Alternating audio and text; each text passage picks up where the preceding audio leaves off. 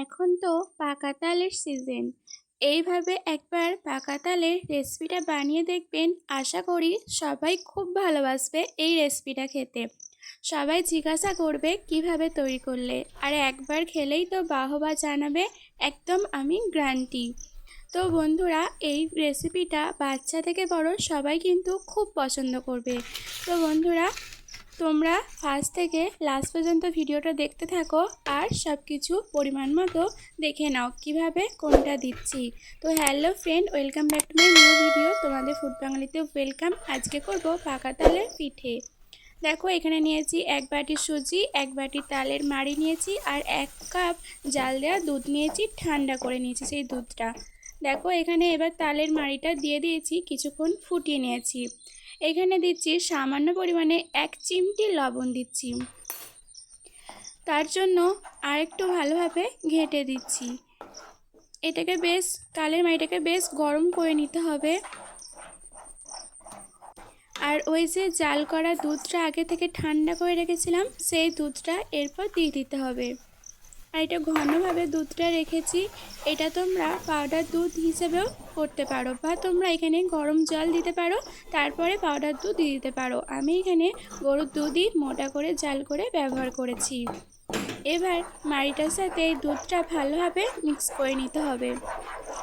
আর ওই যে সুজিটা রেখেছিলাম 1 বাটি পরিমাণ, ওই সুজিটা অল্প অল্প করে দিয়ে ঘেঁটে নিতে হবে তালের মাড়িটার সাথে। এভাবে আস্তে আস্তে দিতে হবে আর নাড়তে থাকতে হবে। একবারে দিলে জমাট বেঁধে যেতে পারে, তাই এভাবে দিতে হবে আর নাড়তে হবে। আস্তে আস্তে নাড়তে নাড়তে দেখবে একসময় একটা ডো তৈরি হয়ে যাবে। দেখো, আমার ভালোভাবে একটা ডো তৈরি হয়ে যাচ্ছে। কড়া থেকে প্রায় উঠেই যাচ্ছে এই ডোটা। তখনই বুঝবে যে এই ডোটা রেডি হয়ে গেছে।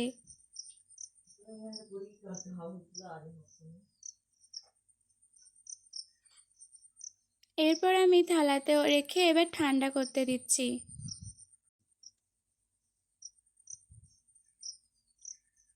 এরপর হাতে একটু তেল দিয়ে এটাকে বেশ ভালোভাবে মেখে নিচ্ছি। যত ভালো করে মাখবে তত সুজিটা আর কোনো কিছু দেখতেই পাওয়া যাবে না, এটা সুজি দিয়ে তৈরি হচ্ছে।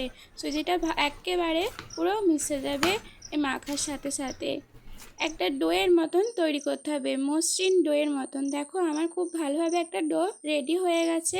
আর কতটা সফট হয়েছে বুঝতেই পারছো সেটা দেখে। এরপর এখান থেকে ছোট ছোট একটু লেচি কেটে পিঠের আকারে শেপ মারতে হবে।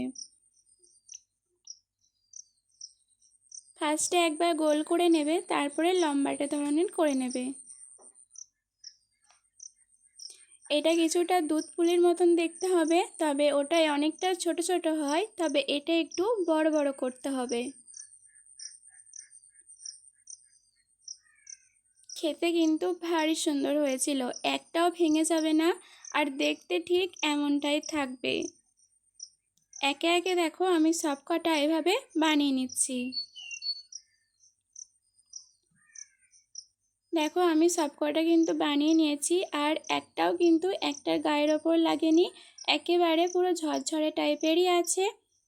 আর পাশ থেকে দেখো আরেকটা প্যান চাপিয়ে দিয়েছি। আমাকে এই সময় চিনির শিরাটা তৈরি করে নিতে হবে। তার জন্য দিচ্ছি 1 বাটি জল, আর একটু দিচ্ছি এলাচ ভেঙে দিচ্ছি, আর দিচ্ছি ওই বাটি মাপেই 1 বাটি চিনি।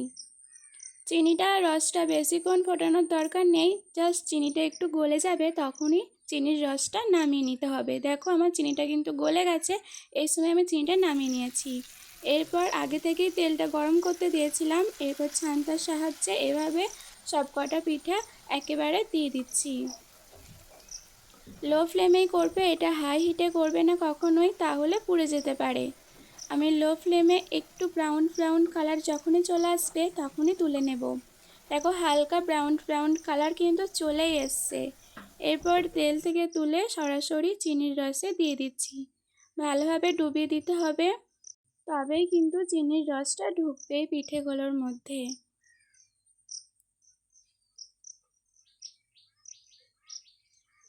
এরপর ঢুকে গেছে মোটামুটি অনেকটাই রস। এরপর দেখো, ছান্তার সাহায্যে তুলে দিচ্ছি। আবারও যেগুলো ভেজে রেখেছিলাম সেগুলো আবারও চিনির রসে ডুবিয়ে দিচ্ছি।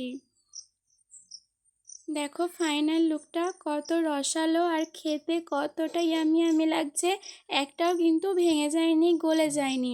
তো বন্ধুরা, তোমাদের ভিডিও ভালো লাগলে লাইক কমেন্ট শেয়ার সাবস্ক্রাইব করে আমার পাশে থাকবে। আর নতুন বন্ধু আমার কোনো ভিডিও দেখে থাকলে সাবস্ক্রাইব করে আমার পাশে থেকো।